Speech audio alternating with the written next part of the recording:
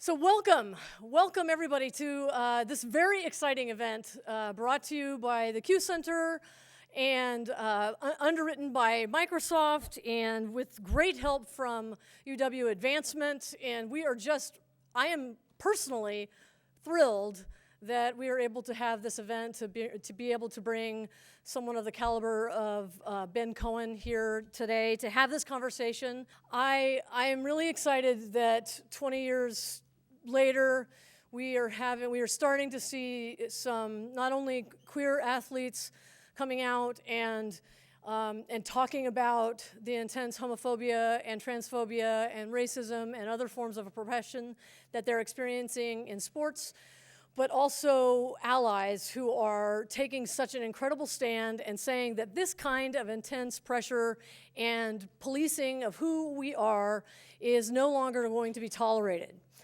And Ben Cohen taking this stance as a straight, identified man in an incredibly masculine sport like rugby, unless you're a female rugby player where it may not be that masculine. In an incredibly masculinized sport like rugby, I think is doing exactly what we're trying to do, which is what I'm trying to do, which is queer the world. Turn things upside down, take the norm and say, we're not doing this anymore. So I'm very excited about this program. So I have a few people to introduce to you today. First and foremost, someone who is helping us underwrite this program, without whom we would not be putting this on today, Jeff Wilson from Microsoft, who is helping underwrite the event. We're able to present this program because of our friends at Microsoft Corporation. Mike Egan, the Director of Corporate Affairs and a UW graduate, said immediately after hearing of Ben's trip to Seattle, how can we help with this conversation? Mike could not be here today and has asked his colleague Jeff Wilson to speak on behalf of the employees of Microsoft. Jeff was instrumental in connecting Ben to the Seattle Quake rugby team that has allowed for this engagement to occur. Please welcome Jeff Wilson. Thank you, Jennifer. This is absolutely one of the biggest honors that I've ever had in my professional and in my athletic career. I'm currently the Secretary of the International Gay Rugby Association and Board, and the former president of the Seattle Quake Rugby Football Club, the best rugby club in the world. And it's been this confluence of just a wonderful set of events. The Seattle Quake puts on the North American Gay Rugby Association's championship here this weekend at Magnuson Park. So if you want to come out and see some wonderful competitive rugby, we'll be out there this whole weekend. But back in October when we were organizing the event, I was approached by one of the members of Ben Cohen's team, Jeff Cornell, about being able to make an impact in homophobia in sport. And the idea of the Stand Up Foundation was in its infancy, and Ben had already been one of the most vocal proponents of inclusion and tolerance in a very masculine sport, like Jennifer said.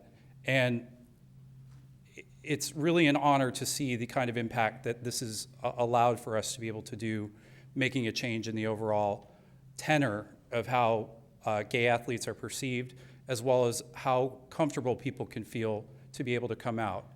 Between that and the It Gets Better project and some of the videos that have occurred over in the past, we're really at a point of inflection where we can make some massive change, especially in the youth rugby, in places like college athletics, and making an environment where professional athletes feel comfortable enough to be able to come out and be whoever they are.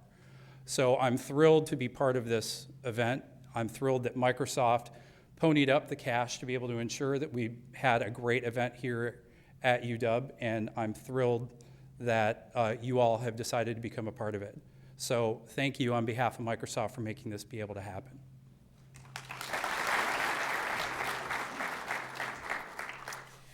Thank you, Jeff. Next up is my boss, Vice Provost of Student Life, Eric Godfrey, who has been instrumental in making sure that the Q Center has remained and thrived for the last 7 years and will continue to thrive even in the current economic situation that has really cut back in this university. And I want to thank Eric personally for supporting this event and continuing to support the work of the Q Center, and for really taking strides to create equity and respect and dignity for queer students across the board on this campus. So let's welcome Vice Provost of Student Life, Eric Godfrey.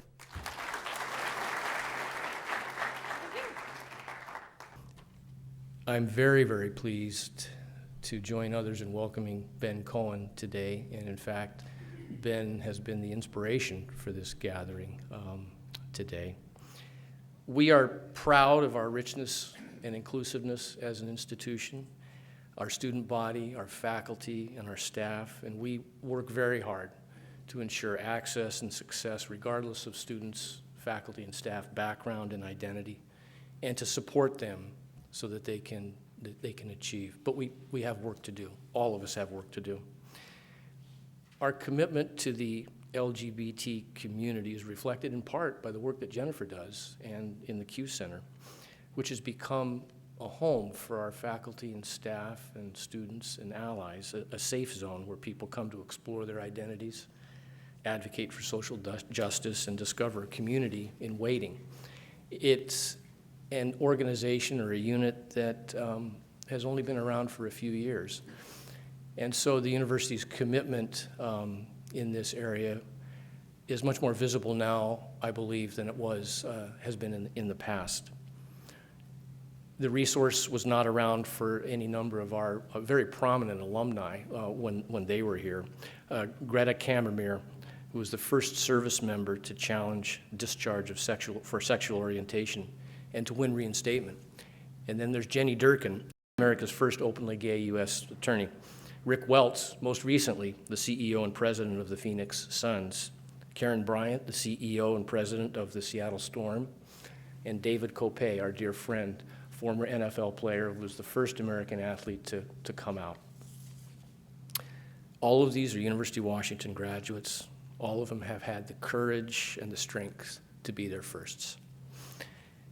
We know how much work there's to be done. Homophobia and bullying still exist in the home, in classrooms, on fields and on courts, and in cyberspace. Our conversation today builds on our work so far and expresses our hope for the future. Action and change will be responsibility of all of us, and I hope you join us in that search. Thank you again for coming.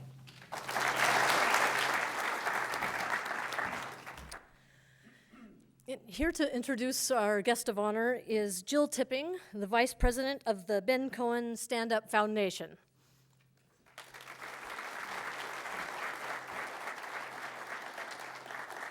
Thank you very much, everybody. Thank you very much. I'm very proud to be standing here today. We've traveled a long way, Ben and I, and 5 years ago when we started working together, if you'd have told me that we'd be doing this, I would have said, oh, I don't think so, but here we are. What an incredible journey we've had over the last 5 years. And I'd like to start by thanking Ben for that, because it's been absolutely amazing. On the pitch, Ben Cohen is a force to be reckoned with. Off the field, he's a dad, he's a husband, he's my friend, and he's now dedicated his life to standing up against homophobia and bullying and standing up for love and equality. Please welcome Ben Cohen MBE. Thank you. Thank you, everyone. Thank you very much. I've been asked to come down and speak to you about my journey through my rugby career. It was started by accident. I was at my middle school at the time. I was 12 years old, and I got asked to to make up the numbers, and which I did. I played prop. I don't know if anybody know what that position is. It's in the scrum. It's a place that you just do not want to go and build a career in that front row. It's a dark, dark place. So it quickly revolved that actually I ended up going onto the wing because I actually wasn't big enough to be a prop, but I was quick enough and wasn't very talented at that point, so they put me out on the wing. So I went from position 1 to 14 pretty quick. And it revolved, my career evolved pretty quickly, but I got told by a coach at that particular time, and I wasn't going to say this, but actually it's quite relevant, because when somebody's give you a chance or an opportunity to prove yourself, you actually really want to prove them wrong, don't you? And he quite clearly in front of everyone had told me, said that you would never play rugby as long as you've got a hole in your ass. And I constantly remind him that his son never won a World Cup, which I pretty much enjoy all the time. But I thought it's important to say that because my career really accelerated from then. I found that actually I wasn't the most talented player, but I had a really high work rate. And I got an opportunity to go with someone who's got a Saints shirt on here. Who'd like to stand up? That's a team I played for 14 years. It's good. It was somewhere that I joined as a lad as 15 years old. I'd only been playing rugby for 3 years, and I went on to play over 300 games for them, and managed to win the biggest domestic trophy there was, which is called the Heineken Cup, and they lost out this weekend. It's a Leinster. I bet there's a good party after that. So it was something that a club I fell in love with, and I still do love.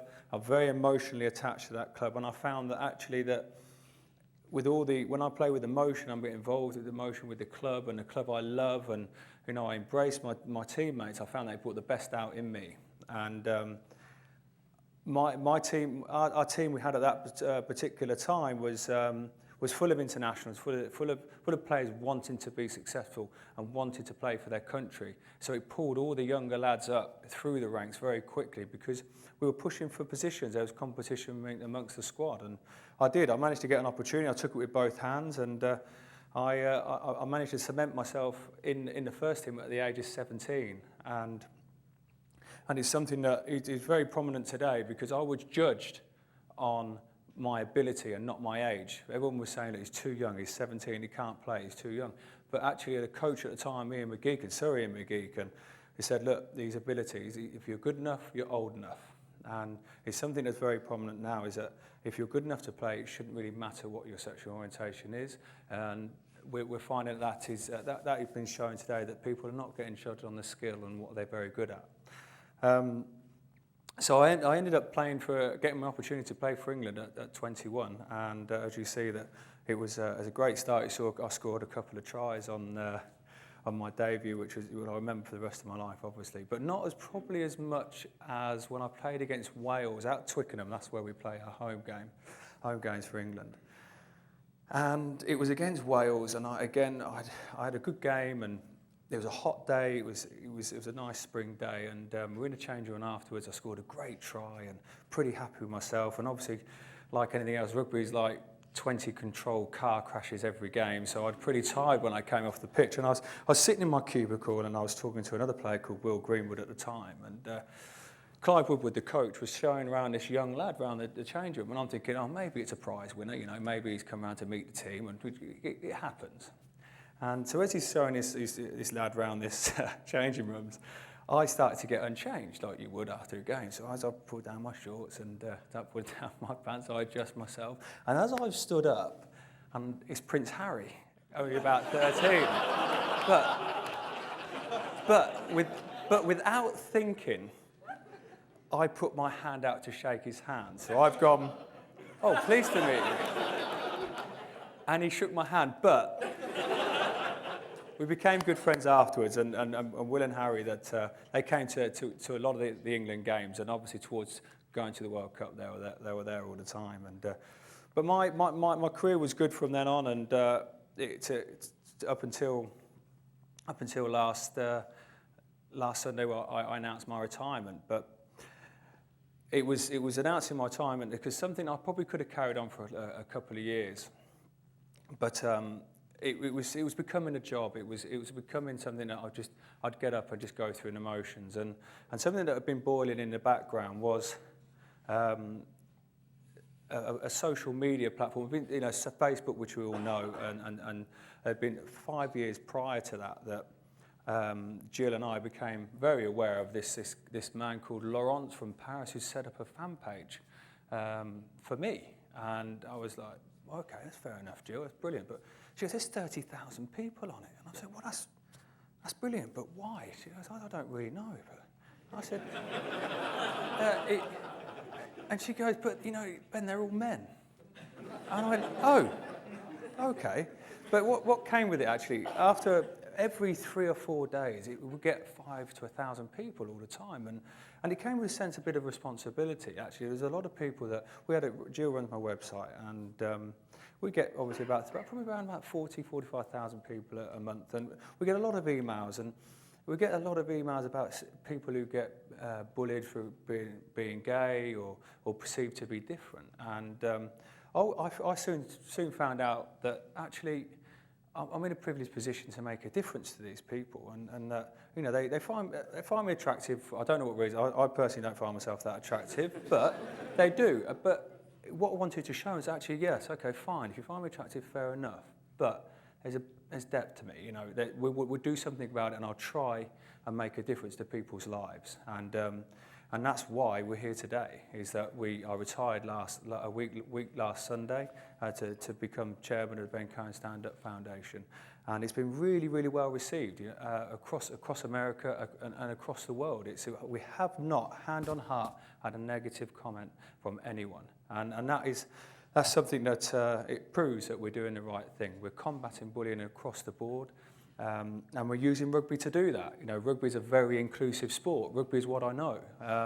Rugby is, as I said, is inclusive to all shapes and sizes, colour, race, sexual orientation. You can play it in schools. You play tag rugby, and we're finding that that the rugby clubs we use for the tours here are gay-friendly rugby clubs that are actually embracing that, of realising that they can't shut their self away from the world and just want to be accepted into the world. They need to be receptive too, and that they need to open their door and say, look, if you're a straight person, you want to play rugby, the great game, then come and play with our team. And they have done, especially Sattel Craig's here with Jeff, wherever he's gone. Somewhere around there you are, is that they did exactly that. Now the quality of rugby's gone through the roof. They have straight players, gay players playing on the same pitch, on the same team. They play in straight teams, and it's been very noticeable that actually it works. That rugby has a great brotherhood, it has a great social side to it, and that people who are struggling to come to terms with themselves or who are being bullied, or I say for whatever reason, that they can use these rugby clubs here, sending an olive branch out to them, to say, look, come to the rugby clubs, enjoy the brotherhood, enjoy the social side of it, feel accepted, be amongst people who have lived your life and lived through that and come out the other side. Because we know that we touched on it earlier about social media, that people can't escape bullying these days from schools, from work, or for whatever, from family, because it can follow them. It can follow them through mobile phones, pictures, videos on your phones, obviously Facebook, Twitter, MySpace, or anything. People generally just can't escape from it. And we're finding out that people don't have that infrastructure that they can turn to their families, because they won't understand. They might be outed, and the same with their friends and maybe close friends, that they might not accept them for who they really are. Then that's the point where they feel isolated and run away, and it can lead to all sorts after that. So we set up the foundation to try and make aware of homophobia in sport, and also this big movable middle, where people on the far right are really set in their ways, and the people on the far left are quite easygoing, and it's people that in the middle that just go with the flow, and actually just by maybe to fit in with crowds or to stay out of trouble would just rather just go and just associate themselves with this far right, or close to that far right, to stay out of anything. But then actually they're quite over on the left, and we see that in business, and we see that in general life and everyday life. So we wanted to affect this big movable middle, to actually say, if you see bullying, hear bullying,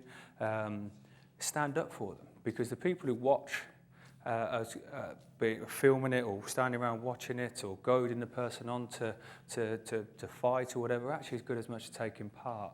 And as a family man, I know that I bring my children up to obviously stand up against bullying, but also that they know they can always turn inwards and, you know, let them live life, let them blossom into beautiful young girls they're going to be. But some people don't really have that option. So the other string to my bow is actually being a sportsman and knowing that how homophobia in sport or people getting bullied in sport and how they should be coached. The team environment, we know that having fun and banter within a group is very good for team bonding and makes you come closer together as a team to perform, but making fun of and outing someone is not. So that's why the Ben Cohen Stand-Up Foundation has been set up to combat that. We're also setting up a social commerce a brand that will run side by side the foundation, so it'll outgrow me. We've been approached obviously by Microsoft, but other people that help support us. We've got a TV program that is in the throes of being sorted out now that's going to combat bullying. So something that brand's going to really fund and support the foundation so it outlives me and we can bring in other people around, as in sportsmen, TV celebrities, musicians that have come forward, and obviously personal friends of mine too. So they're going to come in and make a stand against bullying and homophobia in sport. So thank you very much everyone for listening, and I hope you stay away.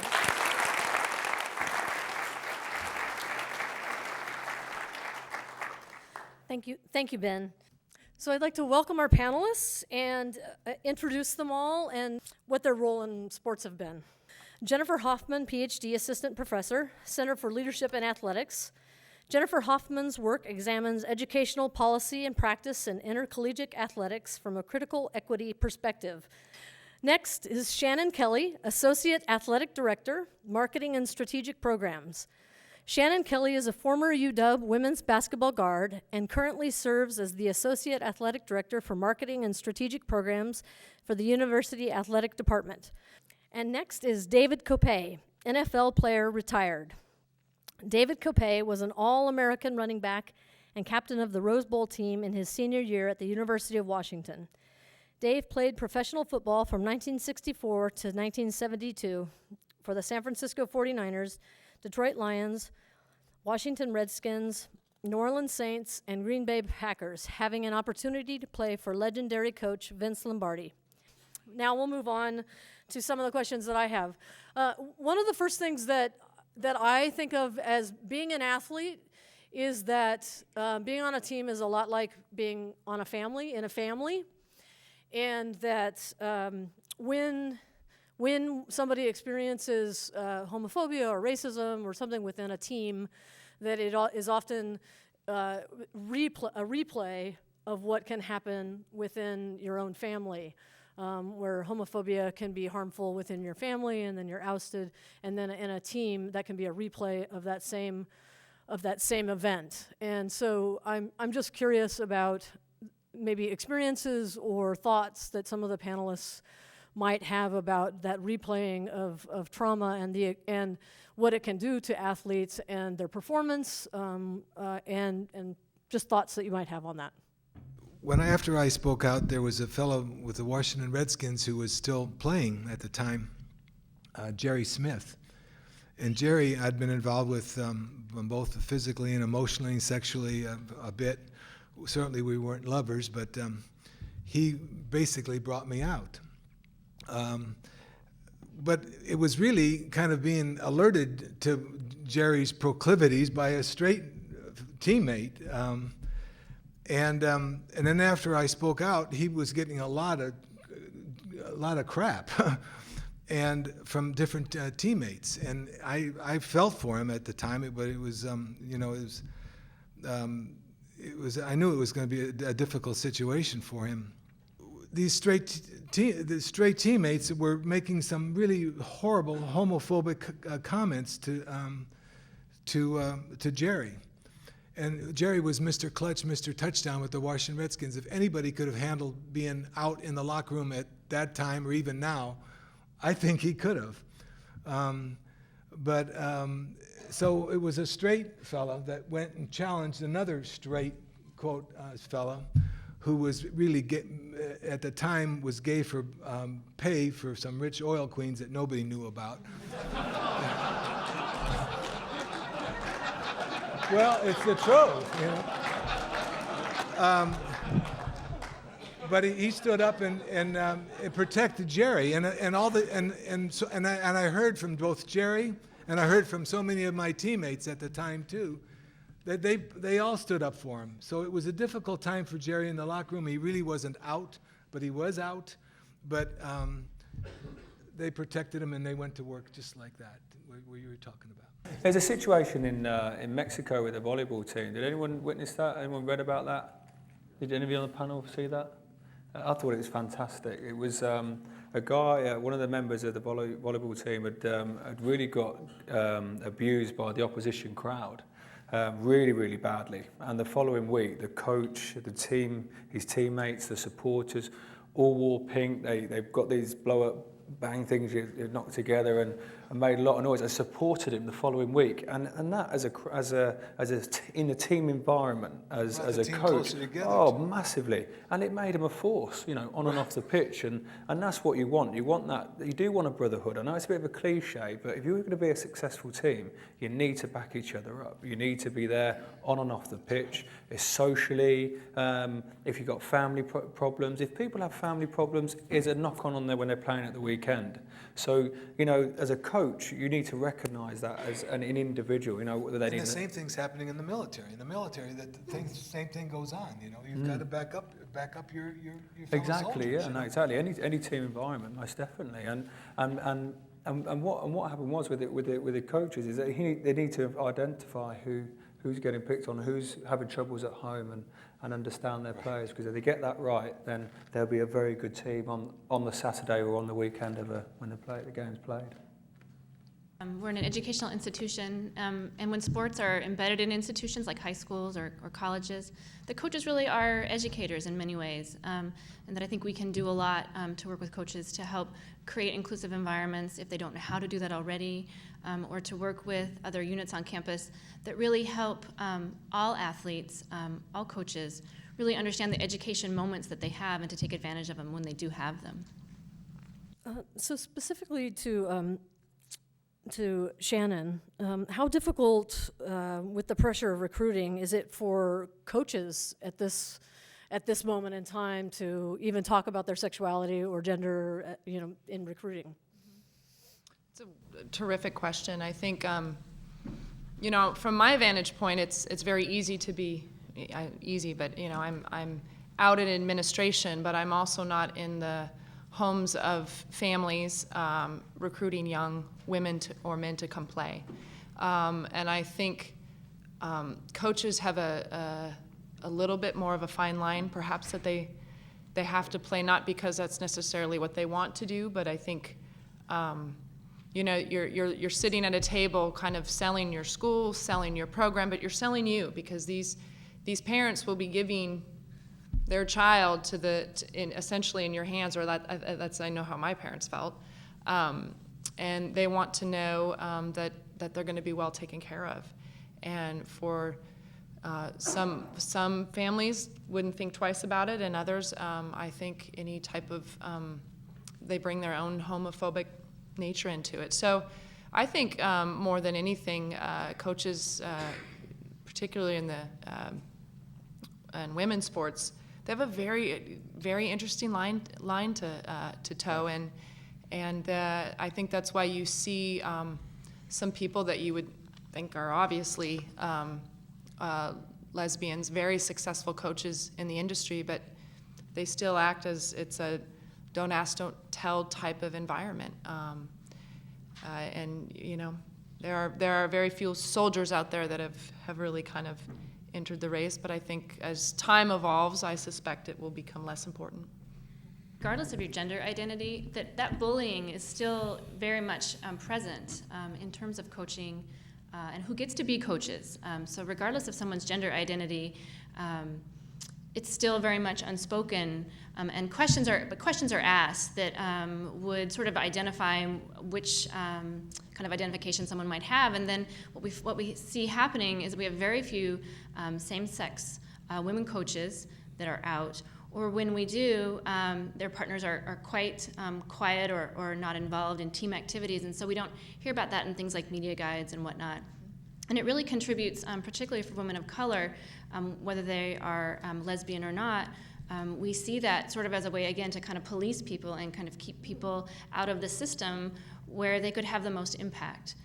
So it's certainly a challenging dilemma to help folks that either are straight or identify as lesbian in coaching to be able to be out, and then also to be able to change attitudes around who can do the job. We have a distinguished coach here, Rick Walker. And Rick, how do you find that with your partner? You know, I think the things that have been said have been very true. I think the relationship with my partner has been very positive with the department. I've probably not been so involved with recruiting, but obviously I coach a women's sport, so it's a little bit different than, I'm actually a safer place for a family to hand their daughter off to. As a single male, I'm actually gay.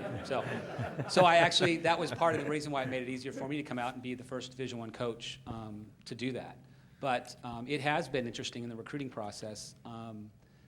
I can tell you that I was floored by how little concern parents had when it came up or when they found out, because they really knew a little bit more about who I was. And who I was about being inclusive before I actually came out. So, and that's what I would say, you know, Sherry Merrill, who's down at Portland State, who's a Division I coach who is out and one of the few women that are out. And she has an amazing experience and an amazing story to tell with her partner being involved, being right there courtside all the time with her 2 kids.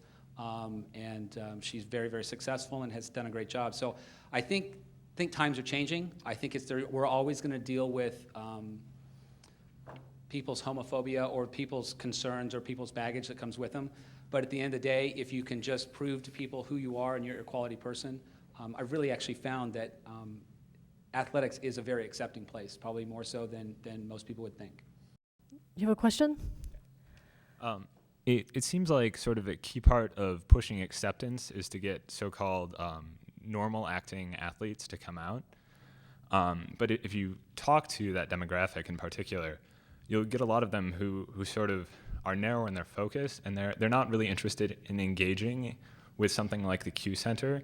And they'll say, you know, we just don't have anything in common. I'm not interested in doing this. And how do you sort of bridge that divide? Because on one hand you can say, well, that's their problem, but it's everybody's problem, because it's preventing sort of us from moving forward. In terms of standing up for gay folks to be themselves, that spectrum of gay folks, there's, you know, some of us with, you know, earrings and some of us not, you know. I mean,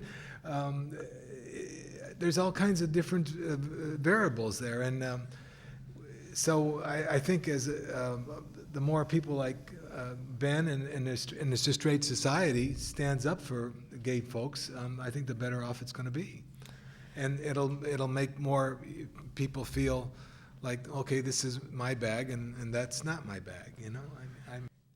What is normal is one of my questions. I mean, I was kind of a white bread, upper middle class, dorky kid from Grants Pass, Oregon, who was pretty normal, except that I cut my hair short, and really didn't know the first thing about social justice or anything else, and went and played basketball at UC Berkeley and discovered my sexuality and became, you know, sort of an activist around that, because the value in my family was really about truth and personal truth, and because I had a lot of privilege. That was the other thing that really, I think, fostered my ability to say what was true for me, you know, and so I did that in the 80s and 90s, and I came out on my team. And I also hung with a lot of radical queers, and so I made that happen. And and so that happened. And then that informed a lot of what I do at the Q Center. And so I think in the Q Center, there's a lot of room for a lot of different people. And I see students who come in who are fraternity members and are business students and want to go into corporate law, and I have nothing in common with them except that I want to believe in their dream just like I want to believe in the dream of this guy whose politics align with mine, right? And so the way I believe in the Q Center space is that every single person who is struggling with a part of who they find themselves to be deserves a space where somebody says, you matter. And that's how we engage them. But I think the wall that encircles athletics, that homophobic, transphobic wall is so tight sometimes that we can't get to those folks.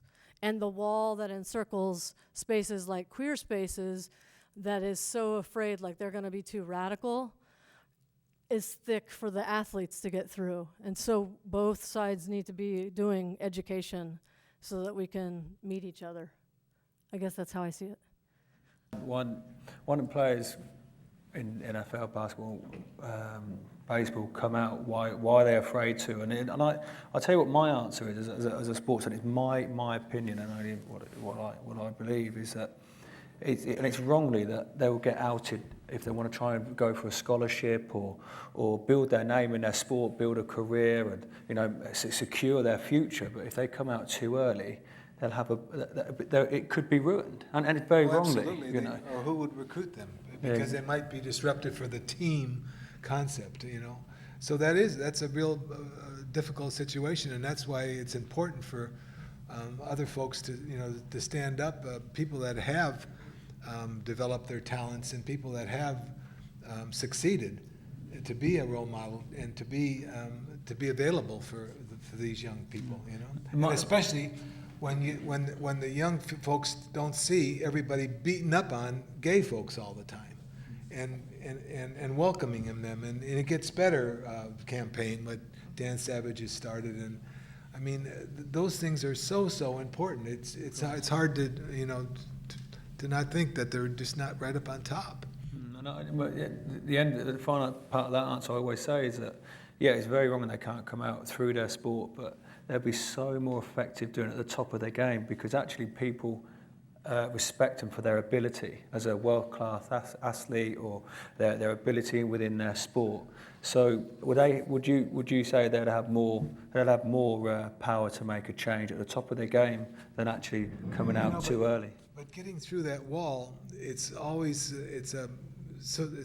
so difficult for everybody, and it's such an individual thing. And even though it might be great in Seattle, it's not great in the Palouse, or it's not great over here, and it's still such a totally difficult thing. Even though Ellen is doing so well and she's so loved and do, but there's still a lot of people out there that are struggling, But again, the more things, the more discussions, the more things we have like this, the better off it is. In the UK, we had a big thing late 80s, early 90s in racism in sport, and it was rife. They'd do monkey noise in the crowd, and they'd pick individuals and really target that. And the FA, the Football Association, actually addressed it from the top.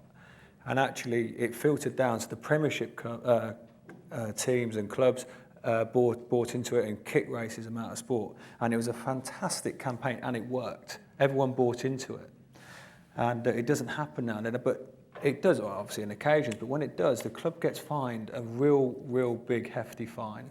And if it happens, they'll have 3 strikes, and they'll be playing behind closed door for 3 or 4 games, or 2 or 3 games. And it's something that now homophobia in sport is not so rife as it is over here. It does happen, We look at Gareth Thomas, Gareth Thomas coming out you know, people who knew he was gay for a long time before he came out, but he was very well received. You know, he's straight away fantastic athlete. Someone, you know, who gave me a lot of trouble playing against when I played rugby. He's a fantastic athlete, and you know, apart from being Welsh, no, I'm joking. He's a fantastic player, and he was respected for that, and he's still playing today. Yes. My name is Anthony. So much of progression or being progressive and moving on in society, I think, stems from a parent-child relationship. And so this question goes to straight parents, specifically you, Ben. How and what are the type of conversations that you're talking with your children about, or what would you suggest other parents talking to their children about sexuality, gender, racism?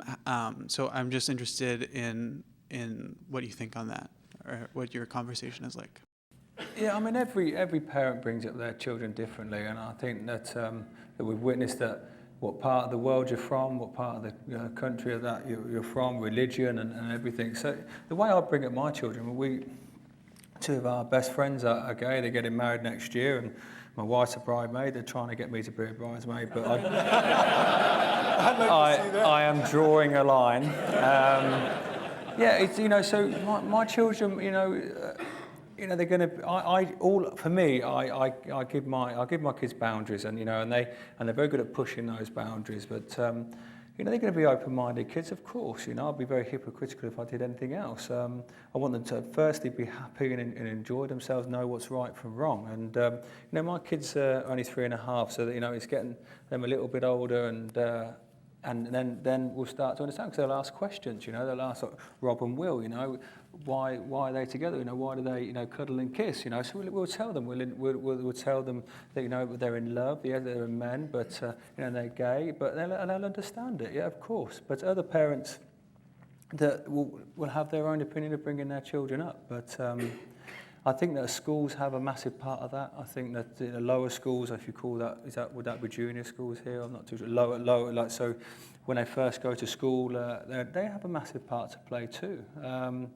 That children are not really getting educated, you know, and that there isn't that support system there, especially against bullying and throughout the system, that the bullying and understanding, you know, life in general is not really there. I think there's a story here today about a girl in a girls' school getting bullied too, isn't there? About she went to her teacher saying she's been bullied. And they said to her, yeah, there's always a case in 1 year that someone's get bullied. Unfortunately, it's you, and you've got to man up. You know, that's horrific. You know, that's your child. You know, you'd be mortified that your school, a private school, girls' school, is firstly letting your daughter down, but the system down. And you know, that as a parent, you'd automatically take your child out of school and put them somewhere else. But you know, there's a lot of things that fail your child growing up than actually maybe parenting is sometimes. If that answers your question. Have you found that there's been more teammates, former teammates, members of other clubs that have come out to you because they've felt that there's a comfort that's been built there to be able to communicate that? I think there's a big culture difference from England, Britain, Europe, compared to what it is here in the States. And I think we're more accepting. I think the data shows that we're more accepting across the board. You know, England have come a long way. You know, it's only 1990 that England passed the act of actually being gay was a mental health issue, and they were getting electric shock treatments. That you know, they've come a long way. But you know, for players coming out, no. And I think the reaction of Gareth Thomas coming out was fantastic. You know, the players said, look, you're a world-class player. You know, we don't care. As long as you're doing the job on the weekend and you're playing well, then so be it. But, you know, he was respected. And as I said, rugby is a very inclusive sport. And I think that there are probably many players that, you know, wanting to come out. But I think ultimately, it's a lot of it actually boils down to themselves. And actually, are they comfortable in coming out? Are they understand their own feelings? Are they ready to come out? So, no, I've never really experienced that. Yeah, I guess my question is, so when dealing with things like homophobia, I heard some approaches already mentioned with like people in power actually coming out and saying, this isn't right, and having people that are known coming out to show that it's okay, to be gay. But I think one of a big component to dealing with homophobia in particular, well, anything, but specifically homophobia, is having open dialogues with folks who have particularly homophobic belief systems. A lot of times I find, because it's ingrained in social gender roles and religious content, belief, and those are very hard concepts to talk to people because they're very ingrained into who they are. So it's almost like you're kind of opening that dialogue is kind of almost questioning their identity. I'm just curious about advice or suggestions or experiences that people had with folks in those situations, like how to have an open dialogue with somebody on those subjects to be able to try and, just broach the subject. I found in my dealings with probably older alumni, older donor populations that I come out and talk to, and inevitably the conversation of, am I married, and those types of things come up. And then, of course, there's that awkward conversation, and then they, how are they going to, respond type of thing. But I think what I've found is that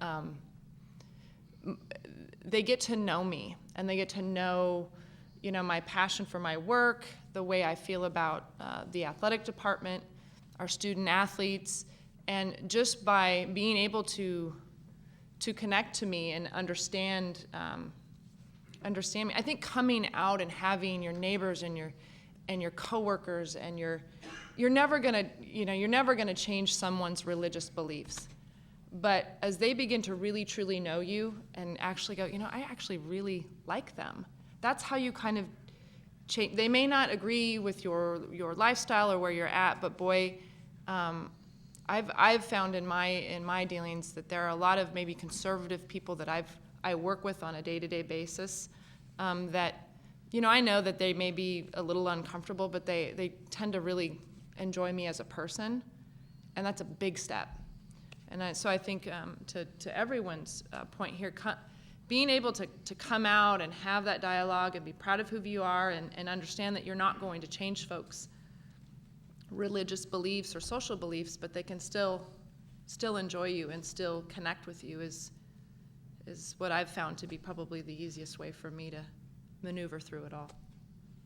So I am a rugby player and a gay man, but I didn't come out until college, and I also didn't feel comfortable playing team sports until I was postgraduate and living in a very progressive city. So my question is, how do we get the message to high school students and university students who are gay or who are questioning their sexuality that it is okay to play on team sports, and that while you may be a little bit different, you can be good at sports, and it's okay to be gay and be an athlete? It's about taking our message to sport and getting others. I think it's getting straight people, getting high-profile people on board and taking that into colleges most definitely. And I think that's where it's mostly rife. This is what we've been told. I'm only going what I've been told on that. But it's important that you have to trust the system. The coaches have to buy into it. I think that's extremely important. And getting the other people to stand up beside and around that bullying, but just as I talked about earlier on about that movable middle, is that people are just happy to go with the flow and turn a blind eye and let it get to violence, and especially within. But that's not necessarily going to stop the people that are bullying from bullying. That's the really impossible situation sometimes, and that's why the administration, and that's why we have to get legislation in place and get rid of the laws keeping people out of the service, for example, and really have some people that have some leadership and chutzpah and courage to stand up and fight those people, like Alan Simpson calling the right-wing Republicans a bunch of homophobes. I mean, it takes that, you know what I mean? That's what it takes. And I totally agree. I think that the system needs to change. I think the system needs to start. It doesn't have to start from the top. It has to start somewhere. But on the ground, it has to have people that are going to support that and actually stop bullying in general. But yeah, I mean, there's an as long as you have continued, I think, some religions bullying people with the Bible, it's really terrible, and that's going to take a long time. And I was very naive, thinking that things were going to change right away. And I know now that it's not going to change right away. Look what's happened even with our civil rights struggle here in the United States and in England and everywhere else. It's going to take generations. But you know what? Compared to where we were and where we are now, we're making progress. Oh, look at our president. Yeah. Look at so many things. So I'm upbeat. Excuse me. It is going to take generations. We know that, and that's affecting the young today, isn't it? And the parents of tomorrow, the decision makers of tomorrow. Right. And that's why we affect those now at a young age. You want your kids to be happy. You want your kids to be expressive. Exactly. Yeah. Right. No, exactly. I think we're on the same page. I like that. I was going to ask Jennifer to break the tie on that one. I didn't know if you wanted to add anything. I would just say that the platform around bullying in general is a great opportunity to infuse this type of bullying into the conversation.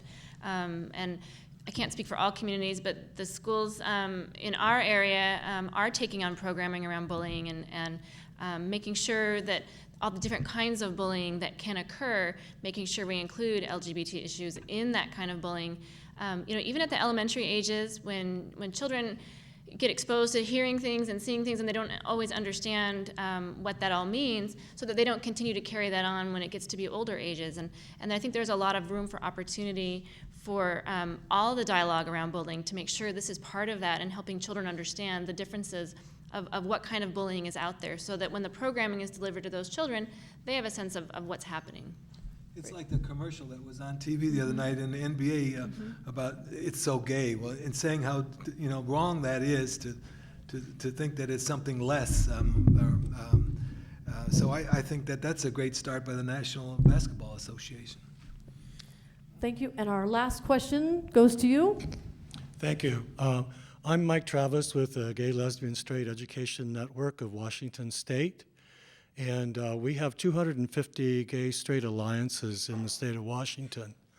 All of you who are here in this room today have the opportunity of connecting with one or more of those GSAs. And in fact, I would encourage you to become involved in your schools from a policy level with the school board all the way down to working with teachers and with the GSAs themselves. We've been working with GSAs to empower the students to be able to say enough is enough, no more bullying. And we are helping them to develop skills to do that, to be able to show to their school administrations that there is continued bullying going on in the classroom, even if it may not be happening in the hallway or in the public places of the school. So we have a lot of changes taking place in our schools here in the state of Washington. And I'd like to have the panel talk a little bit about what was the impact of your secondary schooling on your participation now in coming out as an adult after secondary education. It may not be true for all of you, but I'm hearing, I think, that most of you have come to the place where you are now as an adult rather than as somebody in a secondary school. We have large numbers of students who are outing themselves in school. We have large numbers of schools who are perceived as LGBT, and they are bringing radical changes to student life for themselves, but not able to really impact the school as much as they would like, because the culture of the school is one that has been embedded in many ways by sports teams and coaches who have said you have to fit a very narrow definition of masculinity and being who you are as your gender identity or as your gender expression. So I'd like you to share with us a little bit, in your journey, what was it that happened to you in secondary school? You know, I didn't really discover my journey kind of began in college. I'm blessed to be born in a very an Irish Catholic family, but with parents that were but with parents that were just very progressively thinking. I think they had an idea when I was probably young what would happen, and I think they nurtured that. And I think when it kind of came to fruition, they were wonderful. So. Unfortunately, I can't probably answer that, but what I will say is I applaud you and your organization, because I in some ways that you almost feel lucky that I didn't know that early, because I think, ignorance was kind of bliss at that point. There's so many other things you're going through as an adolescent, so I applaud you for that. I think the thing that also is neat, and I know, I've had conversations with young people that. What I love is you've got shows like Modern Family and Glee, and you've got, it's in our culture now. It's ingrained in what we watch and and not all of it's terrific, but there are places for people to identify at this point that hopefully these students, there's some kids out there that are, that sports or something really aggressive or male, they don't identify with. And I remember myself as being I wasn't a gifted athlete, but a pretty good athlete, but I wasn't a tough guy. I had to learn to be tough. And that's what I learned at the University of Washington, and not even in high school. And by the time, that's what got me through to the pros. So there's a lot of choices now that kids can make that aren't necessarily just football or just sports that you have to be a little bit more aggressive or tough to survive. But competition is much more than toughness. It's really I think a oneness of struggle that so many kids do turn to, and I get lost when I go too deep. So anyhow. I'm mindful of time, and I just wanted to know, Ben, if you had anything that you wanted to end with, or if you're good.